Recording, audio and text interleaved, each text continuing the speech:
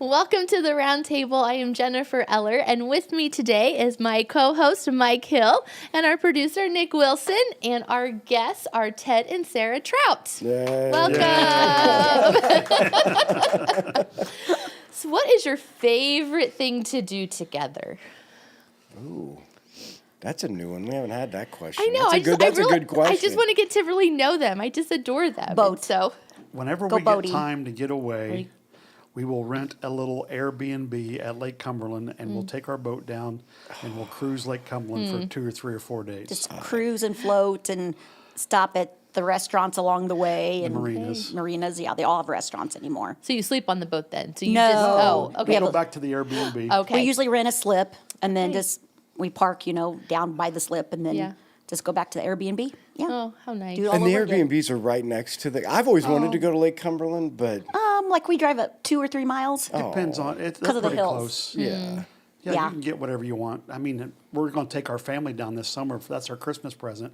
So we got a bigger house. Okay. And we're a mile and a half from that dock. So Okay. I mean, when we say Airbnbs, I mean, they're just usually like 1, maybe 2 bedrooms, 1 bath. Just him and I, Yeah. little tiny kitchen. Yeah. We don't, But that's fun. Yeah, 'Cause yeah. people have said like you need to go down and do the houseboat. Have you ever done it? Oh before? yeah, we've done And that a did you lot like too. it? Oh yeah, we do. Love We've it. done Is that. it? That's what they say. Like you take a houseboat and you get in a cove. Probably could have bought a houseboat for the down there. It's crazy. We've Yeah. been going for probably 30 years. Wow. Yeah, I've heard. Wow. Yeah, back when I was a kid, like that's what people did. They'd get houseboats, and a bunch of families would go, and you pull your boats up beside the houseboat, and you can tie them right Yep. on, and you can be back in a cove, and If the kids want to go tubing or skiing, you just Yeah. jump in the boat and take off. yeah. The only There you thing go. is now we have, a little, Presley, Thomas's daughter. And it's just, you kind of worry about them being on a houseboat Yeah. no, all the that- time. Yeah. So, Yeah. And you're still doing it, right, Ted? Like, I'm you're- still doing it. he Yeah. still skis. no, I know. Yeah. That's why I said I'm a that's slalom in. guy. Yeah, yeah. I'm not a professional. I don't do the buoys and everything, but I can. Getting up is Yes. still, yeah. But I love to do it. Yeah. Yeah, I didn't get to go out at all last year, but Well, that's come on, my, let's go. Yeah. Brady keeps inviting me to go. Like, just come. And back to what we were talking about, you just never have, Yeah. The time. But our family loves water sports. Yes. Yes. And loves to be out on the, so cool that you have a reservoir close. But Yep. But we couldn't use it last year. that's what I mean. And then you have all these problems of you either can't use it, or when you are skiing or boating, you're sucking sticks up or running over Yeah. sticks or. Did we go 2 times last year? Lake Cumberland? Yeah. Yes. Yeah, we usually try to get away at least 2 times, just him and I. How far down is it? 6 hours. Oh, that's not bad. Pulling the boat. We don't go fast pulling the boat. But Yeah. Yeah. Good. Take our time. Yep. Good. So, So you watch any favorite shows, movies? What's your... Well, we'll do a Netflix thing here and there. like, get on a series. Yeah. Do you have one that's been like a binge? Right now, we're watching Suits. Yep. Buddy. Everybody has said that. I have yet to get on. And it. we've liked Reacher. Reacher? The Jack Reachers. Yeah, the Reacher's really good. What's another one? It's a little violent, but it's It is. it's good. Which it's one? a- The Reacher? Is? Yeah. Yeah. What's the one we were on for a while and then they don't have any more coming out? He was like The CIA. Lincoln Lawyer? Well, that one too, but he's like CIA, and he was like, went over to like Jack South Ryan? America. Jack Ryan. Oh, Yeah. Yeah, I we like loved that the one too, Jack so. Ryan series. Yeah, Yeah. That kind of stuff is what I like. Yeah. Now she'll watch the Hallmark Channel and all the Christmas every once in a while. movies. Yeah. I'm just like, I like okay, Hallmark I'm during out. Christmas, but not Not all the time. no. So Yeah. we very rarely watch a regular station, only maybe to get the news if you want Are to you call it sports that. people? Football. Oh yeah, Okay. Yeah, because you're Colts fans. Yeah. Colts fans all the way. Die Been Hard. kind of a tough few years. Well, it's been. I mean, I was gonna say you got Nick and I who are Bears fans, where it's been a bad few decades. well, that's true. Yeah, I mean, Well, we were haven't used had- to Peyton Manning, so after Peyton left, it's just, then we had Luck, which was good, but then he quit. Yeah, I mean, you So- have Gardner Minshew. Oh, he did okay. Did okay. I but- mean, Yeah, man. he's not. Yeah, he's not a replacement for Peyton Manning. Yeah, he's not a Peyton Manning dude yet. I mean, we went since the kids were little. We were in the dome, and Oh, we yeah. had 4 seats clear up in the nosebleed section on the bench, and Thomas was small enough. believe that or not, but he was a little guy, and so we would like squeeze all 5 of us into 4 seats. We'd buy a cheap seat or a cheap ticket out on the street, for the Yeah. extra. and then we just all 5 of us sat in those 4 seats. Ugh, So we just had a ball. yeah. We were there for the first time that they went to when they won that championship game. The Super Bowl? No, at the Dome. When the Patriots played the Colts. And we You were won. there for that? yeah. Yes. Oh, everyone was crying and hugging each other. So are you big tailgaters? Do you do the whole like tailgating thing? Sometimes. She has a friend that we met down there, A childhood friend from and Dave and Judy, High school. and she swam on the swim team with her, and we just happened to run into them. Well, we had 4 seats and they had 4 seats, so we give our 4 seats away when we took 2 of their tickets. So now we meet them, and they're from Greenwood. Oh. And so sometimes if the weather's right, we'll take sandwiches and stuff Yeah. and have fun and Yeah. Let's tailgate face it, though, beforehand. you and Dave have almost become better friends than Judy and I have known each other our whole lives. So And we're extreme opposites. I Yeah. mean, he's this computer engineer, and I'm just a farm boy. So, it's amazing how Yeah. we have so much to talk about. Yeah, that's cool. that's fun. Yep. Yeah. So I was thinking like what was I gonna ask you first? But I thought I'd ask some of these. But I want to know how you guys met. So tell me how. Am I going to talk? or Sure. you gonna talk? You're the one that always says it. So Well, way back when, I don't know what year it was, but way back when, in 6th grade, we were the last 6th grade class to be in the elementaries. So when the 7th grade, I was at Warren and she was at Lancaster. And so it was our first day of 7th grade year. we merge. I was sitting at the cafeteria with a group of my friends. Sarah walks in the cafeteria, and I said, "Boys, I'm going to marry that girl right now No. someday." Is it that's really true? And so we dated so on he and says. off. I got glasses in the 8th grade. She broke up with me. On. And then on November the 13th, our freshman year, at 2:55 p.m., I asked her to be my girlfriend. During study hall, he passed me a note. How did you- I that was gonna said, say, how will did you be you my ask? girlfriend? Yes or no? And I Yes. he kind of walks by, goes to get a drink, and passes by, and I read it, and he was like that to me. So. Did he still have his glasses though, or did he have No, contacts? he had contacts. Okay. Yeah. I made my mom get me contacts. You're like, I want that girl back. So And we So you dated guys were all middle through high school, school. sweet. Yeah. And she went to college 1 year and down at Taylor. And then after her freshman year. I graduated from Taylor, but yeah, Right. yeah. But after your freshman year, we got married.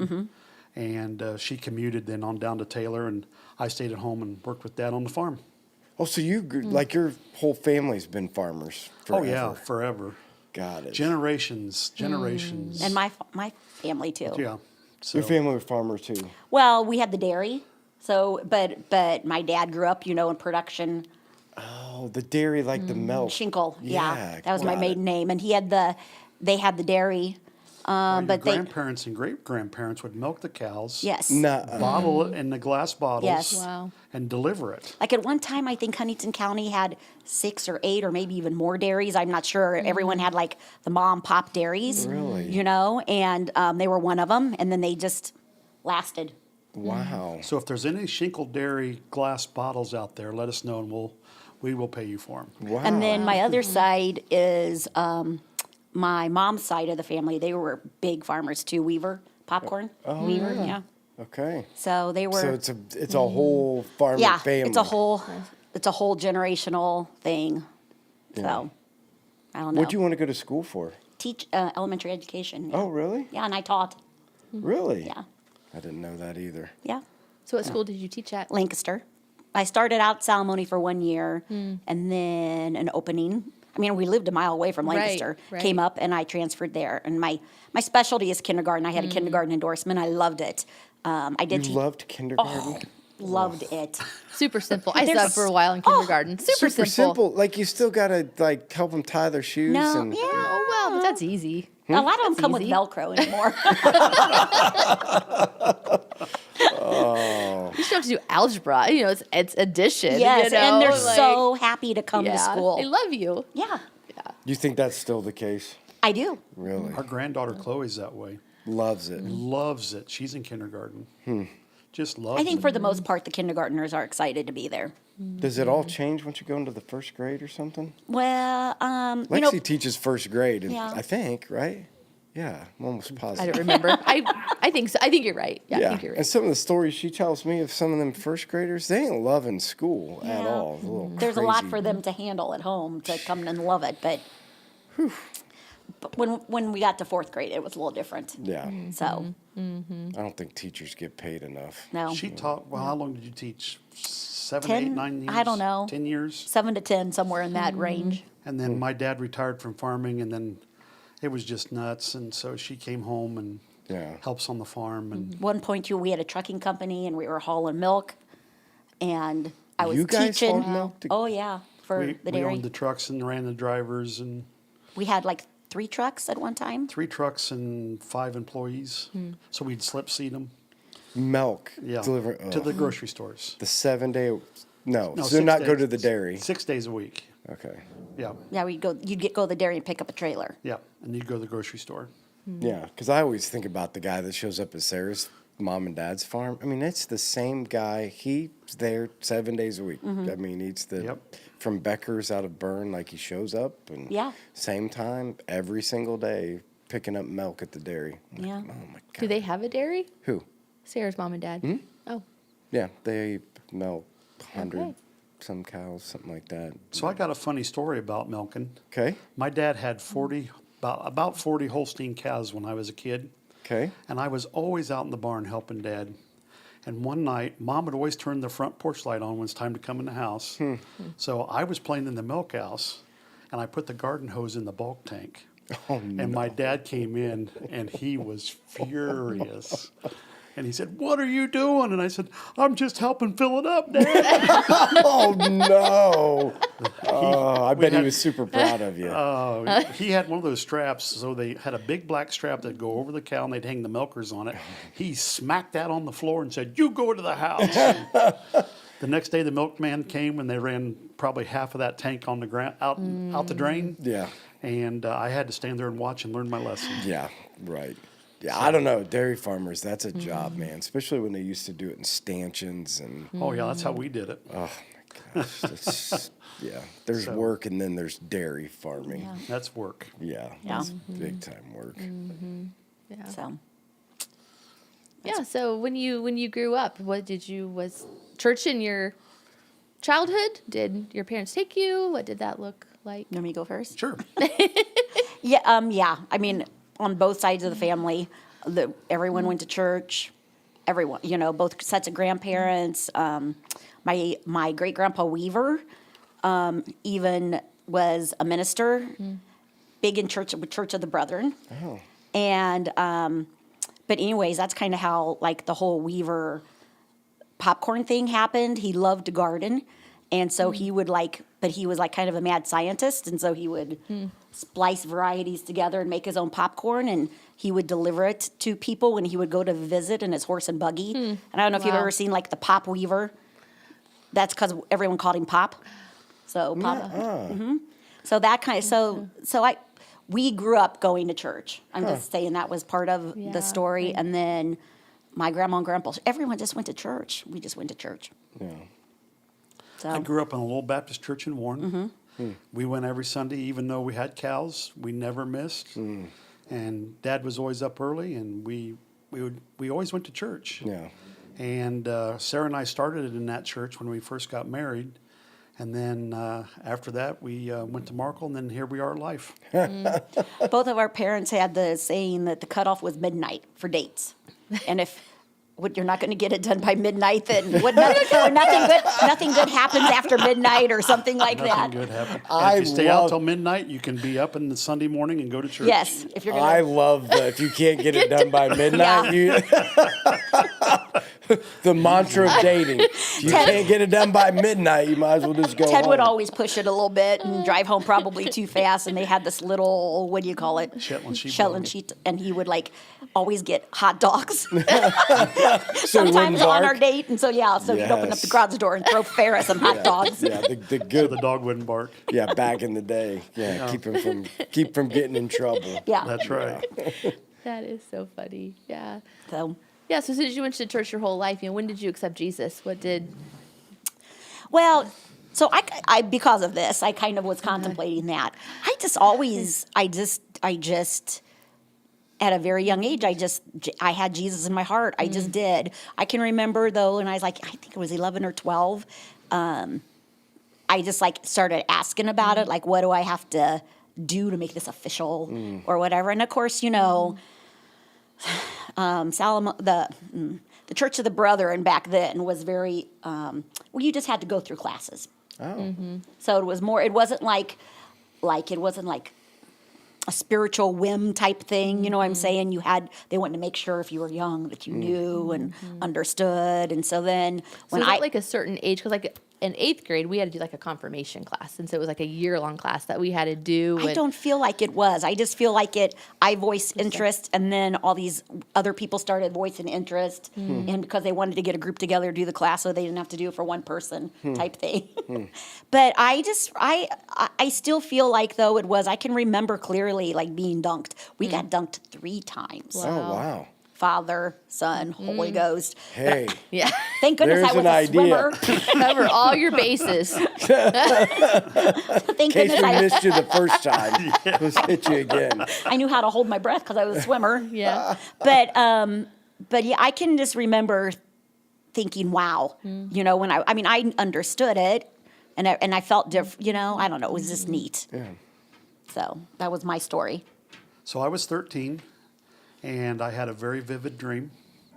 I was in a garden, and I had a black and white dream, and there was this super white light coming toward me, and then there was a figure of a man walking toward me, and I just woke up then. He didn't come all the way to me, and I started asking questions, and Mom and Dad took me I met with the preacher one-on-one for about 3 weeks on a Saturday morning, and I was baptized after that. Wow. So- Do you have since then? Are you a dreamer that way? Like you have? I can, yeah. Yeah. So you get visions and dreams. I will have a dream, and we'll be at a situation, and I'll say, I've dreamed about this before, but not a lot, but some. Yeah, and that's interesting because you don't hear that very much with people of like having visions and dreams and. And then another thing that kept me on the straight and narrow too, that was really good for me, is I sang in a gospel group called Jubilation when I was in high school and college age. So you're a singer? Oh yeah. Oh yeah, he's a really good bass. I was in Varsity Singers. We sang for 10 years. Our kids were in Varsity Singers. We were Varsity Singer parents for 9 years. But Thomas is a singer? Oh, heck Thomas is yeah. a very good singer. So Wow. I would have. We just had auditions on Sunday. Well, We're the Von, do it we're the Von again. Trout family. I carry a tune, but that's it. Everybody else is like these big solo voices, and Yeah. they blend well together. There's a video we have of them, Anna and Thomas and Ted, sang at Becca's wedding, and they were just, I didn't even know they could do that when the Wow. 3 of them got, and they just, yeah. Wow. So, Yeah. So I Everybody sang in a learned something gospel new. group, and we had a very good director. His name was Keith, and we always had devotions. We practiced every week. We traveled around Indiana, Ohio, Michigan, and sang for about 10 years. And there was one time that we were at a church, and we sang, and the preacher preached, and then everybody left. We met everybody, and they left. And then Keith set us down and said, "You just heard a false sermon this morning, and a false teaching, and I'm going to straighten you out." Wow. Then this is what it was. So we sat there for another half an hour, Wow. the 5 of us, and we learned what the false teaching was. So Unbelievable. it was very good, and it was very great for me. Yeah. So and you had a vision at one time where you thought maybe you were supposed to go into the ministry. I did. You did. It's never too late. When I was a senior in high school, I just thought, I could be a preacher. I really thought about being a minister. And then I thought, I do not want to go back to school. And so I just went down the farming road. And So have you ever preached? no, I've never Yes, preached. you have. I've taught Sunday school. No, we sat at Taylor University. Oh, they we asked give us a to do a devotion. thing. Well, kind of, but you basically were walking the stage and preaching. I'm just like, Who we follow? Chuck Swindell? no. No, Was who it, was it? Who was it? was it Jay Kessler? Jay Kessler. Yeah, right. Now, so Chant We were the Thompson- next day. Chant Thompson came to us and said, "Would you do a devotion at this big convention he's having?" And so we got there, and we were planting, and he left a book on our back porch, and Sarah said, "Have you looked at the book?" I said, "No, we're fine." Yeah. Have you looked at the book? Do you know who you're following? Maybe we should give it a little bit of You're following Jay Kessler. And I said, "No way." Then I was like, "Whoa." Anna even ended up singing Yep. for Anna came and sang at the end. I took We a had whole bag of seed program. corn up, and we talked about planting seeds. So is that something you want to do here? You want to preach? I would, sure, I'd give it a whirl, but everybody'd probably walk out. So, Hey, Eric preached one time upstairs and they didn't did? walk out, and he dropped his note cards and everything. And then he goes, yeah, it was a I little don't know. hot mess, but he did it. God wanting you to? Do you feel like that, or do you? I haven't had that feeling, no, but So We'll pray. We'll but pray. See if God brings some of those feelings. go. forth. He's a wise guy. He's a wise man. I mean, I just think God's used him a lot in life. So I hope I didn't mess up by not choosing that, but I don't think that I have. Yeah, I would say you're just preaching and doing ministry in a different way. But, and that brings up a good topic too. We got very involved with a church plant in San Luis Potosí, Mexico. Did you really? And there was a missionary that left, or came from Markle, and she went down to San Luis and started a church. And then we got involved with that and made many trips down there building the building. We did spackle, where you take the concrete and you throw it against the wall, and then you smooth it out over the bricks. And Wow. I mean, when we first went, they were meeting in a lot that was we had to clear the trash away and carry in the cinder blocks and boards for seats, and did Bible school there. And it's Amy Noyola is her name. Amy Brain. She's from Markle area, Noyola, and she yeah, married a native. native, yes. That's So awesome. yeah. So and we still try to support them a lot. So we do that, and I love taking missions trips. Yeah. I love doing that kind of stuff. So. Yeah. Do you have a favorite place you've been? Caracas, Venezuela. We were down at Caracas for 2 weeks. Wow. And we were building so there was this abandoned home, and it was a very nice home. Like what type of a home? What do you mean? Oh, like a house in Florida where there's many rooms and just huge, and a swim pool. The swim pool is empty, but they wanted to make that a Christian camp.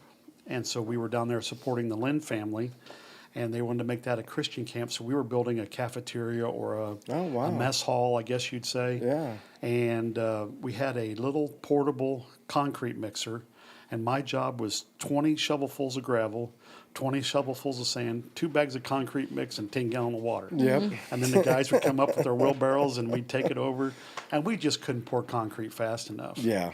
And so one night, I said, what would it cost if we would go to the concrete company and have them bring it out? Well, we're 1.7 miles down this dirt road, up and down.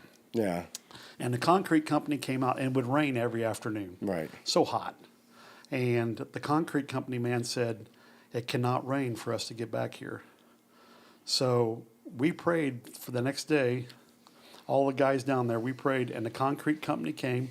We got 2 truckloads in there, got it all smoothed out. The trucks got back out to the main road, and it rained. Oh, that's So cool. it was awesome. Yeah. Yeah. So- That's neat. Yep. Yeah, so one of the questions I have, because I think this is one of the things we've talked about when we get married couples on, greatest challenge in your marriage, and again, you don't, or greatest advice that you would have for married couples? Advice? Yeah. Well, Ted always has a joking one about advice. Would you always tell I don't know what you're talking about.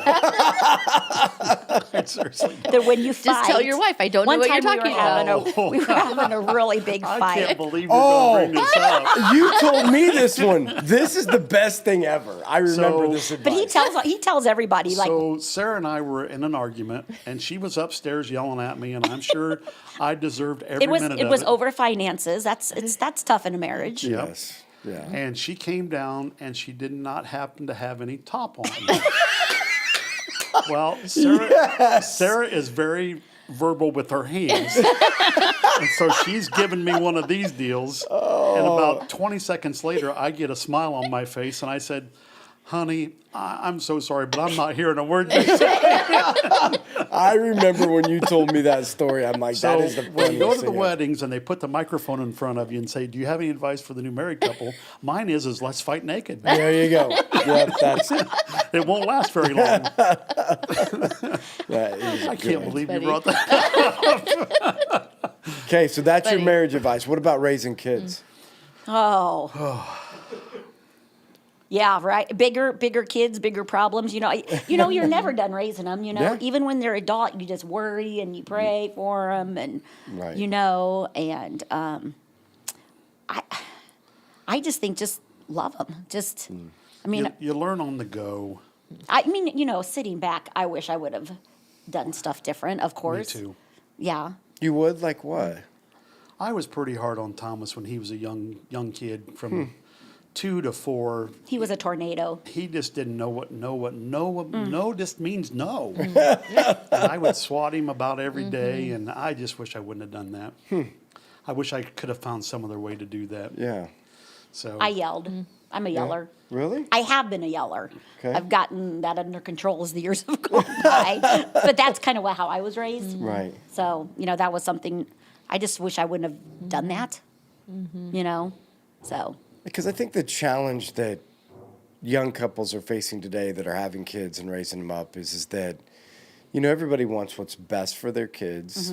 Everybody wants to create opportunities for their kids to hopefully know Christ, And so are there any things that you guys did in raising your children that would be like, these are some things that we did that just helped the process of at least getting them on the right footing, and not just spiritually, but just in general? Were there things that well, we were very involved with the young program at church. the youth group. The kids were all in Sunday school class or youth group, and We were youth leaders at one we were point. senior high youth leaders for Okay. a little while, and we were just always at the church if something was going on.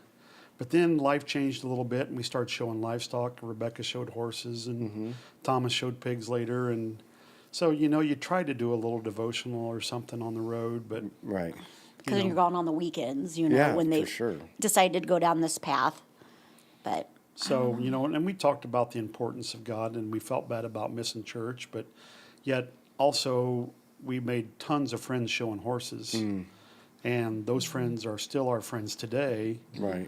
And I think even going through the tragedy that we did, those friends, I hope we got to testify to them. Because one of they the were peop- there for us too. Because one of the people said to me, he said, well, what's God going to do with me? And I said, well, what's God going to do with me? So it turned it into a God conversation, Right. which was a good thing. Right. I think people knew. So we joined a trainer. This is kind of another funny story. We joined a trainer in Illinois, and he had a group of people that were already involved with him. He probably there were probably 10 families or at least, and you would go to the shows and they would always be they'd stall together and Yeah. he'd do all the lessons and whatever together. Yep. Yeah. Yeah. So The trainer would. he set everybody down in their group and said, the Trouts are coming on board and we got to clean it up. Little did they know that we had just our real. struggles too, Yeah, and right. we just fit right in. But they were like family and honestly still are to this day. Absolutely. So We'll go to weddings and things that are important, and it's just a lot of fun. and Tom, our trainer, and his significant other, Kenny, were like dads to my kids. And then Rebecca struggled with an eating disorder that we honestly had no clue. But they saw it. Really? And so through them, that's when we started getting, after confrontation, and whatever, Right. started, and she was adamant about no. And then on the way home from the horse show, she broke down and said, I do have an eating disorder. So, but because of them, Yeah. Yeah. Hopefully, I mean, they can identify it and open a door. Yep. That, Yeah. So what about, because your kids are having kids, right? So. Right. That's the best. Yeah, so now you have a new perspective. So as grandparents, what role does a grandparent play from the standpoint of encouraging your kids and your grandkids and spiritually? Like how now does that shift? Because I do think that that's a whole different opportunity, but it is a great opportunity. Well, I feel like maybe I'm talking over you, but I don't want to. But I feel like our kids are doing a better job with their kids in the church than what we did. And for instance, Brody, our 5th grade grandson, is now known to be at Salamone School, and he'll lead the prayer before lunch. The kids all sit down, and Brody will pray. And Chloe, who was 5, just had a dance recital, and there's hundreds of kids backstage. And they said, would one of you girls like to pray? And there was silence, and Chloe, at 5 years old, stood up and said, I'll pray. Wow. And so she prayed for And it's everybody. a good prayer. I mean, Before they danced. I So think some of it is honestly because of our journey with Rebecca. Right. And our faith that we had to cling to, and even our kids' faith, and being open with our kids, and just, when you have one foot in heaven and one foot here, I feel like that sometimes, I mean, we all do, but I think when you're brought to that, when, it's more real. Right. I don't know, but through the lots of conversations, and we talk about Aunt Becky all the time, and they know her, and we're just an open book about it. Anna and Rebecca were like best friends. Well, Becca was best friends with Thomas too. She was the middle child, Right. Yep. the glue that held them together. But I just think through lots of conversations, the kids just have a realistic grasp of eternity and earth. Right. And how do you see, not only from a grandkids, but how do you encourage your kids now differently than you did when they were at home? Do you have different ways that you guys, whether it's challenging them, encouraging them? Because again, we have all sorts of audience that listens and watches, and I'm at that place. Like, I have grown kids, and you're trying to figure out, because I would agree, you never stop being a mom and dad. Yeah. But the way that we approach and help our grown kids is significantly different than what we were doing. So, maybe ways that you guys are helping and encouraging, or things that you possibly are doing with your... Depends on what day you talk to them, whether we're helpful and encourage them or not. Well, the struggle we have, and I'm sure my kids would say the same thing, is we all work together. Oh, We yeah. have 2 hog buildings, and Yep. Thomas is going to take over ownership of those here shortly. Lucas has a chicken barn. We all farm together. It's a lot of togetherness. The girls Yes. always bring supper to the fields, Okay. which we are very, very grateful for. She drives a combine. She drives a semi. She'll do anything we need done. You drive a semi? The automatic one. Do you have your CDL? No, you don't have to for it on. But I drove. I'm just curious. I'm not. When Rebecca then, I'd say the last 2 years of Rebecca's showing career, she had 3 horses for one kid. We had a 4-horse. How long was that trailer? 34 feet on the floor. They're huge. So, that pretty much became, if I can drive that. Yeah, you can do anything. We would drive that thing all over, Rebecca and I would drive that thing all over the country. Wow. So it just kind of morphed into that. And I took her around That's the what square he said. mile one time, and I said, okay, you're good. And I just told her, I said, when you pull into a truck stop or anything, just know how you're going to get out. Yeah. I Have- wouldn't have a say way I'm out. like there all the time by any means, Yeah, but but- this year I was there probably a little bit more than I've been because the girls, Andy, my daughter-in-law, and Anna, really did take over the meal prep, and it allowed me to be more available if they needed me, need an extra person. So So you're constantly, it's not you're working with them every day, so it's a constant. So it It can go both ways. It can go both ways. some days are good days and we're all together having fun and a loving family, and then other days opinions Yeah. and power struggles and Yeah. It always gets in the way. yeah. Yeah. So I don't know.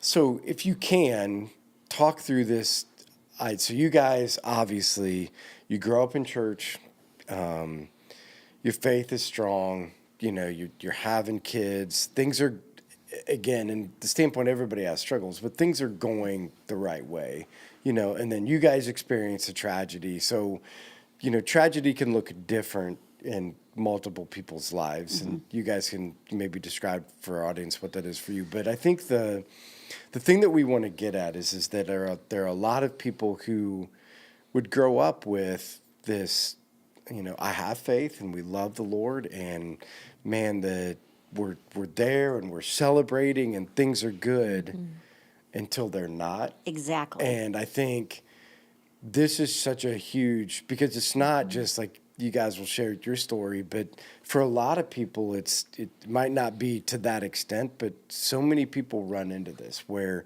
you had this faith and when life was going good and these little interruptions of things or big interruptions are huge. They're just monumental on which way we end up going. And sometimes it's not always in the right direction, but it brings us back. And so I think it's good for our audience and the people that are watching and listening to kind of go with you guys as much as you want to share through that, not only what the tragedy was, but I mean, just being honest, like this is how it affected my faith. Because those things for me were very much like, yeah, I mean, this doesn't make sense. These, being able to process kind of what your thought process was that led to it, and then how you guys are where you are today. Because, I mean, you're saying today the tragedy has brought things closer together and it's brought faith, but a lot of times that's not always the case, on so maybe how you guys got there. So as much as you want to share about. Go ahead. So why don't you tell like how it happened? Okay. Because I have trouble with that. Yeah, that's funny. Well, Rebecca was 23 years old, and like Sarah said, she was our middle child, and she just got married in August, and so she was married for about 8 or 9 months. Because this was May. And it was raining quite a bit, and we weren't able to plant, and she had a mowing accident, rolled a mower down into an open ditch, and Because it kind of gave way from the rain. we lost her. How old was she? 23. She got trapped in 3 feet of water. So, life was a blur after that for about 2 years. And Maybe 3.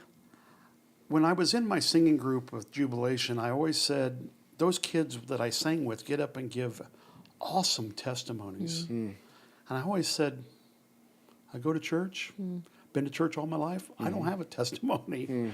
Well, now I feel like I do. And to say that that's what made my faith real was probably true. And the tragedy was, I don't know how to describe it, but it was a fog where you just put one foot in front of the other every day and you just trying to move forward. And for me, it was very tough. And but that's when my faith became real. And I just was floored by the support of our community that we got. That was amazing. There was a family that came from Markle and helped us finish our planting that spring. The Best family showed up with a planter and a seed tender, and they planted about 700 acres of beans for us. Steve Best, Troy Wolf. Yeah. That's So awesome. they were amazing, and I still remember that to this day. Yeah. Forever grateful. Because it was a wet spring and that was hard, and it was a tough time in farming anyways, because that was during, kind of like what we're going through now. Yeah. Except we didn't have the high interest rates where inputs were high and prices were low, and then that happened, and it affected our business because we couldn't even think. We were in a fog. We're still trying to pull out of that. Yeah, for to sure. be honest. Yeah. It was just a really rough time. But even looking back before, I feel like God was preparing me, at least, I think even us, for it to come. Ted and I kind of went through a rough time in our marriage. right before that, like rough. But then we ended up on the other side. I recommend everyone goes to marriage counseling with a Christian counselor. I just say counseling. Yeah. It's amazing. Yeah, we just had this conversation the other day of like, so I do premarital, and I always put the word counseling, but what it actually should be is coaching, because I am not a exactly. counselor, but I think everybody should be in marriage coaching that and counseling together. But the idea that you don't have to wait to go till it's bad. Right. You know, go while it's good. Amen. And continue to learn. Because, people get leadership coaches all the time. People get, coaches that will help them in other areas of their life financially. But isn't it weird, like the most important thing in Exactly. your life, we tend not to work on? Because that's what I always said. I just had premarital counseling last night. I said, I know you're going to think this sounds weird. But I said, the majority of people that go into a marriage with no plan to grow it, right? Like we go into a business, you have a business plan. You go in and you have a financial plan. Every year you work on that plan. But most of the time, most marriages don't have a plan on how they're going to work on growing their love for one another. So One thing that was huge for us too to get us through this time in our life, we had 2 couples that came around us, and They were there with us every Monday after Becca's. See, and this is what God does. Like if he's been so good.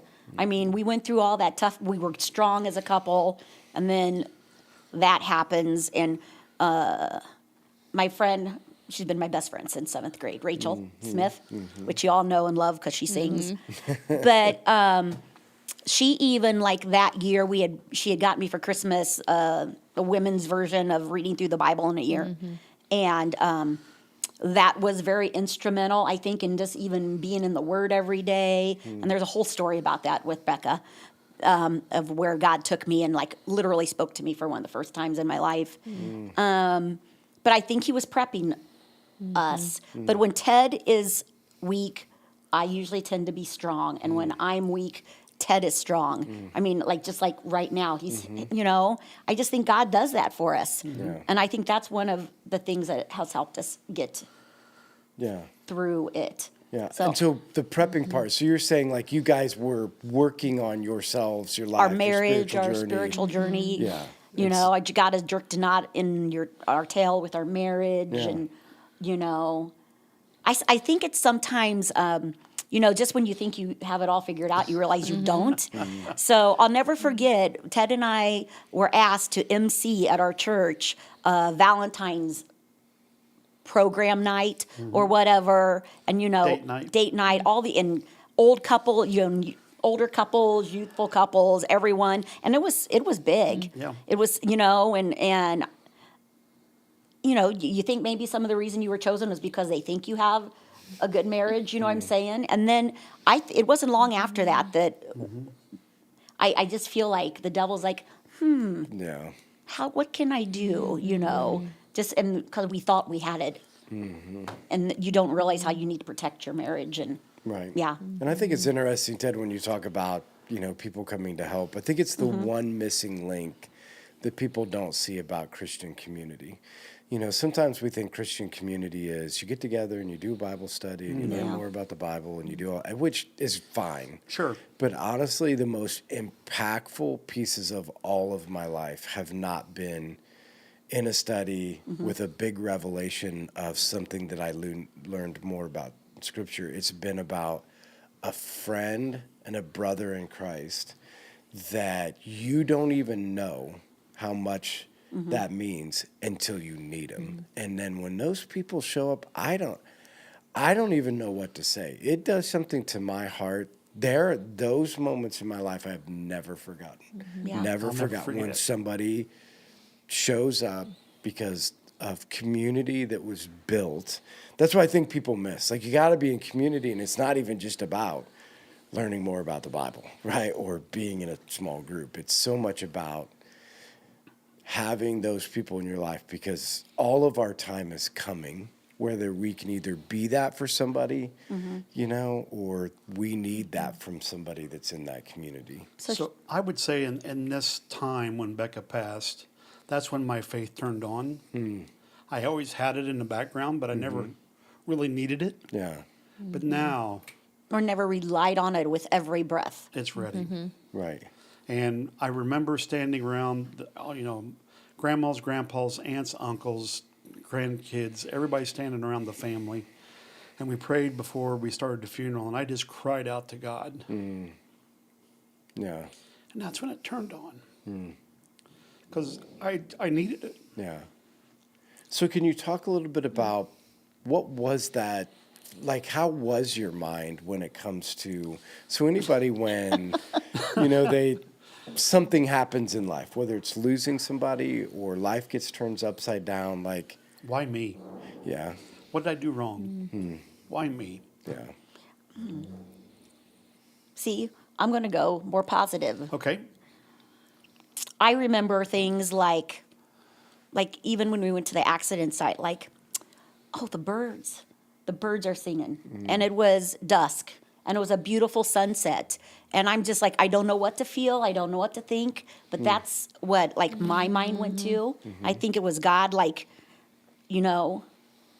I felt him there in that moment. So, and just keeping that, I mean, there for a long time, and I'll never forget even going home. My sister drove me home, and she said she'll never forget. It was just kind of odd because I was almost joyful in the car-ish because I just looked at Jody and I was like, Rebecca like met Jesus, today, and like I was like happy for her. The worst day of my life was literally the best of hers. What was cool as a dad, I got to baptize all three of my kids. Yes. That was cool. Yeah. So, that makes faith real too. Right. Because we know where she's at. We know her name was written in the book of life. Right. Just like all of ours. Right. Her whole mission was going to be helping others. She graduated. I don't even know what her degree is, but she was a caseworker for Paddock View. Oh, But it was like really? a horse therapy place in Marion. Oh, wow. But she was in grad school, had started grad school at, what's the place in Marion? The school in Indiana Wesleyan. Indiana Yeah. Wesleyan. Right. And was in grad school for addictions counseling because she wanted to help other people the way she had been helped through counseling. And she was on fire, She The just things we was. found were amazing. Bible verses written on a sticky note or Right. notes here and there or just whatever. And Right. then even just and the posts that she had made on Facebook, she just wise beyond her years. I think just because of what she went through, just yeah. And and it's just not us going through it. It's our family. It's our Yeah. kids. It's our grandkids. And you're never through it. No. That's when you talk about like when child loss and grief. I don't know that you're ever through it. You just it just kind of morphs into something different as time goes by.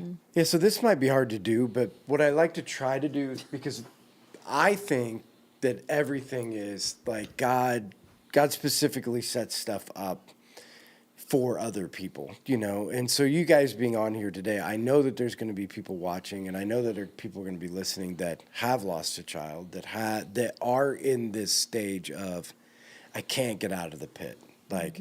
I can't get out of the fog. Like I can't, like I have days that I get up out of it and have days that I get back in of it. So is there anything that you guys can give advice to those who are struggling of how to continue? Because I think you're right. Like it does activate faith, but at the same time, where there's some practical things that like, these are some things that I did. These are some things that I continue to do. These are some things that are really important, or were really important for us as we work through it. Because the other piece of it is that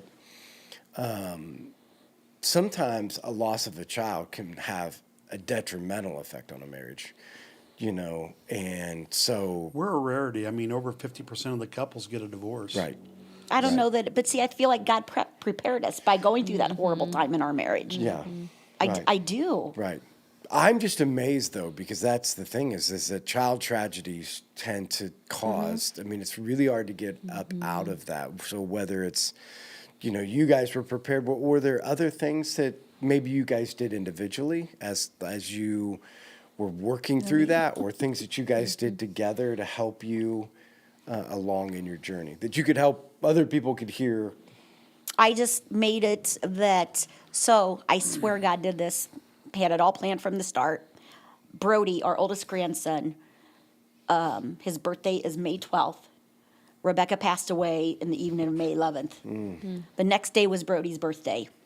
And so I had to get up. You have to get up. I had to be there for Brody and be positive, and I just had to get up. And then I thought about that, and I was like, I just have to get up every day. Just get out of bed, and then get in the Bible. Just read. I didn't know what to read, so I just kept reading what Rachel had given me. Reading through the Bible every day, and it was probably about 3 or 4 months down the road. I one night just told Ted, I don't think tomorrow I am going to get up.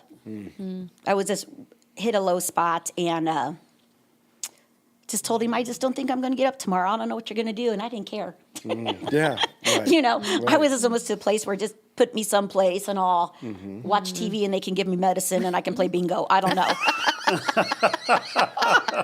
But That's a funny way to put it. but Yeah. I just didn't care. Yeah. And so I went to bed that night, and I knew he was worried, but I didn't care. Yeah, right. Because he's going through it too. Yeah, That's, for sure. grief can become selfish sometimes.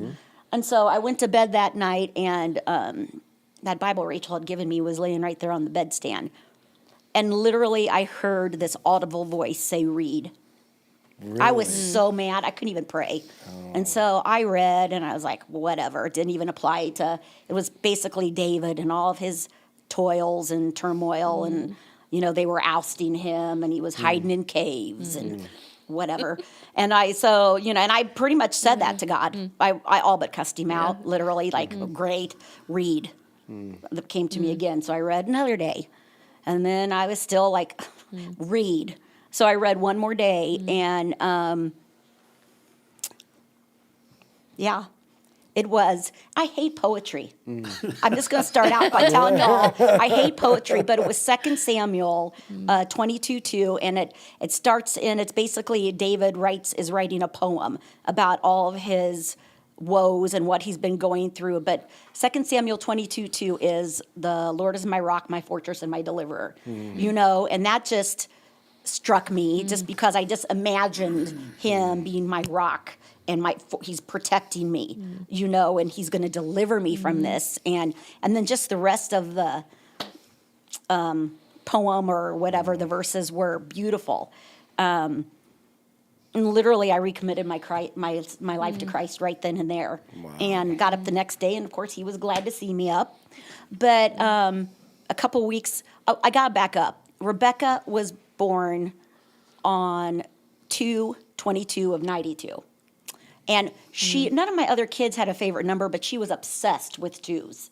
Twos were always meant for her. Twos were an omen. Twos were a sign. If we went to a horse show, if it had a 2 in it, buddy, she's going to be good. She's going to be winning. And if it doesn't, I don't know, But anyways, and when she turned 22, it was her golden birthday. Yeah. I literally had never known what a golden birthday was until she turned 22 and made such a big deal about it.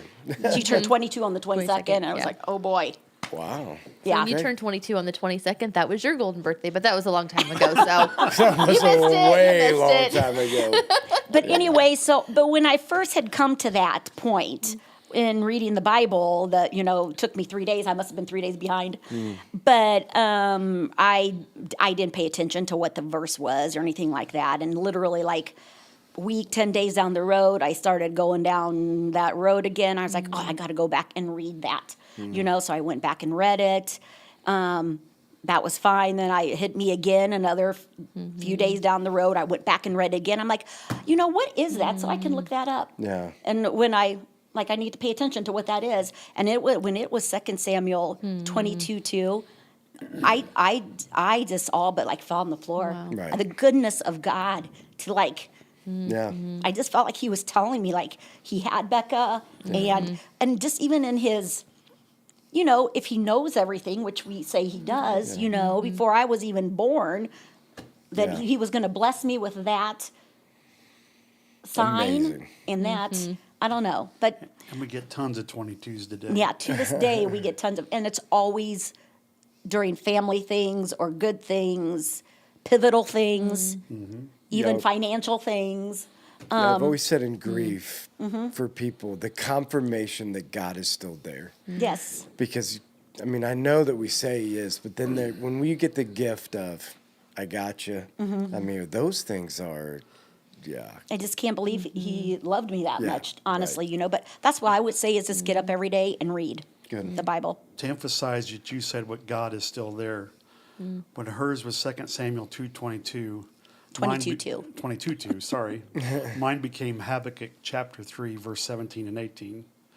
And I'm going to not get all the words correctly here, but I'm going to get close. Yeah. Though there are no sheep in the pens, no cattle in the stalls, no grapes on the vine, no figs in the tree, yet I will rejoice in the God, my Lord and my Savior. Now, my counselor taught me that. And that was huge. And if I have any advice for anybody is find a counselor. And a Christian counselor would be great. And surround yourself with great Christian friends. And just to look up. I mean, I just think that's what God was teaching me that night, too, is just look up. Try to think of the positive and your other family and because you can Right. get selfish in your grief, No. and I hate to say that, but you can. Yes, for sure. And one thing I've learned too, I wasn't good with grace, giving grace to other people, because when somebody lost a loved one before Rebecca died, it's been, I would go up and say, oh my gosh, it's been 2 months, come on, get through it. You wouldn't say that to them. No, but you would think that. Yeah, no, right, You right. know, oh, come on, it's been 6 weeks, you're okay now. Right, right, That doesn't work. Right. That's not the case. Yeah. yeah, Because they're always here. right. Always. Yeah, there's always that significance of, it's something still there, and getting over it. I mean, what's that even really mean? No. So Charlie, my counselor, always taught me, he said, point to your heart. This is your heart. Yeah, And he always start the session, where's your heart? yeah, This is my heart. Because your thoughts control your emotions and your, I don't know. It's hard. It's a journey, and we still have bad days. yeah.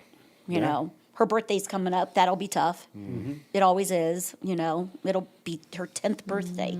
Yeah. Wow. Not here. You do something kind of cool, don't you, on her birthday? Like Becca's act of kindness or something day or something? Do you do that on her birthday? Beck's blessings. Yes. Her birthday and even the day that she died, we kind of, Oh, okay. small random acts of kindness. When we had a platform through Board and Brush, we kind of went really public with that, encouraging people to do random acts of kindness, and it really blew up there and there are times I still think we should take it further, but time just gets away from you. Like we should make that a ministry, like a 501c type thing, and not for profit, and do things and really bless somebody, like people that really need it through Beck's blessings. I don't know, Mike. Maybe that's we just have never taken the time to, Yeah. because we're just busy, and we should take the time to do something. Yeah. I think what you guys said too is that one of the things we need to remember, and both of you have inferred this, is that we have to take captive those thoughts in our mind that are driving us into places that we shouldn't be. And that's just the devil. He just wants to get, and when you're grieving, boy, he is probably jumping up and down. Yeah.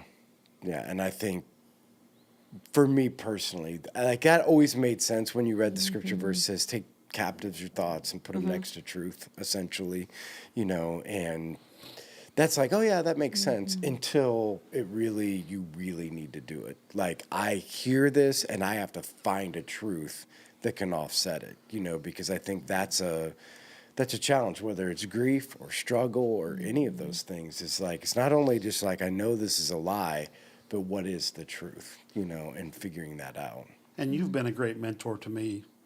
Just to watch you go through it, I am amazed at how you went through it. And it's just what a blessing to us. And one of the big things that you've taught me is I've always said, I want to use my faith. I want to go see Becca someday. And you taught me that, no, you need to go see Jesus someday, which will lead you to Rebecca. So you need to be more excited about seeing Jesus. And that's really taught me a lot. And I'm trying to keep that in mind. Yeah. Yeah. Yeah. That was an eye-opening thing for me when I was like, oh, no. When you lose somebody you're that close to, you're thinking, oh, crap, is that who I really want to see? But being reminded of those things. Yes. So, well, again, from our perspective, Life Church is thankful that, I know it could have been easy to go from the, Markle and come here, but for the time that we've had you guys and, Well, what brought us here was the funeral director told us we had Rebecca's viewing in the sanctuary of the church. Because we knew it was going to be big. Yeah. They knew it was going to be big. And he told us before it even started, one of the concerns is this He's is like, going to be "Man, I rough for you to come here to go to church." Yeah, right. And it was horrible for her. It was hard for me too. Yeah, for sure. But it was horrible for her. Yeah. And I got to the point where I was just going to Sunday school and leaving. Yeah. And coming home, and she finally said, "What are we going to do?" And I said, "I don't know, but I just want to go to church with my wife." Yeah. Yeah. And so That's what led us here. Yeah. Well, we're thankful because we love you guys. we loved the people at Markle, and we still do. Yeah, And, that's what I mean. they were there for us and surrounded us, Oh, but my. it just honestly was as simply as that. Yeah, right.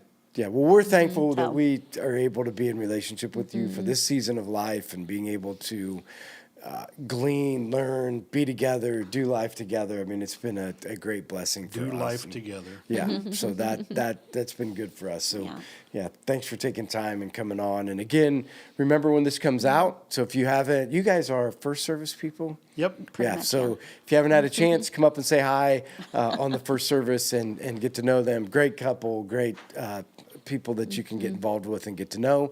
If you're seeing it on Facebook when it comes out, make sure you like, share, comment so we can get it into this story into other people's feeds. And so other people can learn from you guys' journey and the powerful story and testimony that you guys had. So thanks everybody for joining us, and we'll see you guys next week. Bye.